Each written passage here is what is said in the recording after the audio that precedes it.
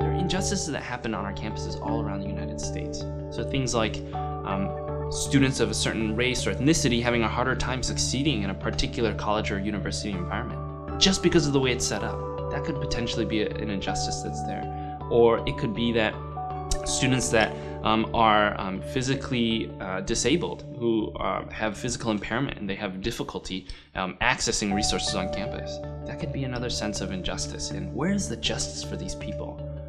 And where's their access to education? Where's their access to learning? Where's their access to growing, both spiritually and emotionally and also academically speaking? Intervarsity USA is actually an interdenominational college mission, Christian mission to the universities and college campuses all around the United States.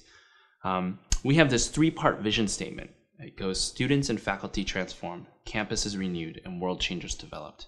And just to speak briefly about the three parts of our vision statement, the first part is students and faculty transformed. We're really interested, and we truly do believe that God is at work in every individual on our college campuses that we're at. Before joining IB, or actually not even just IB, but just in the progression of my life, I used to think that being a man was about being tough, or about being, articulate in certain areas of life, like cars or hunting or whatever, just whatever guys do.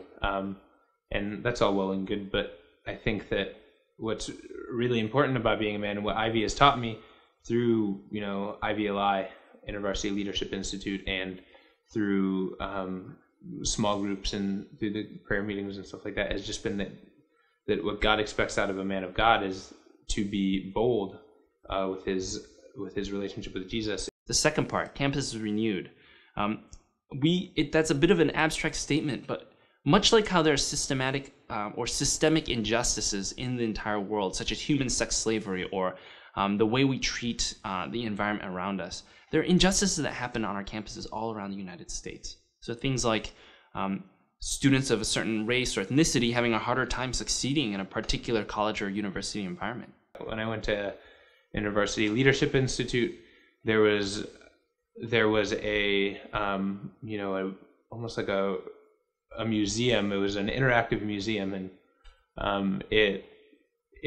you interacted in terms of race and ethnicity. And so I learned a lot about what it means for me to be a white male and the certain privileges that come along with that, and also the other struggles that other people are going through and other ethnicities are going through that I might not understand because I am a white male. But when I arrived in 2009, it was just kind of in hard times.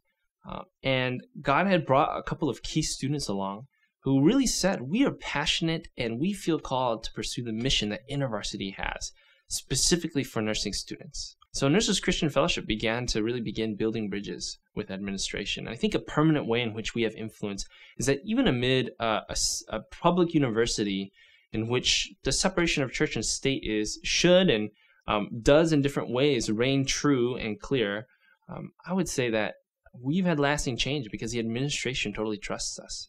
They call on us and they ask us to come alongside with them when they do leadership development programs, leadership development, nursing, or like nursing leadership seminars.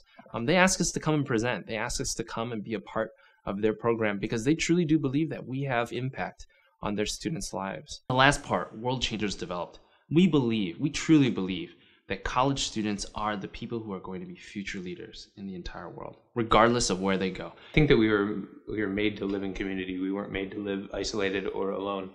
And so you cannot personally grow without growing with each other.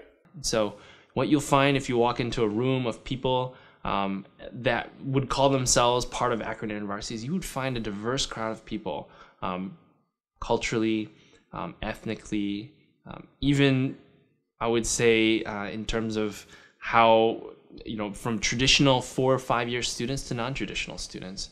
I think that you're going to find a diverse body of people who are all desiring in some facet or some way, desiring to grow more closer or grow closer to God.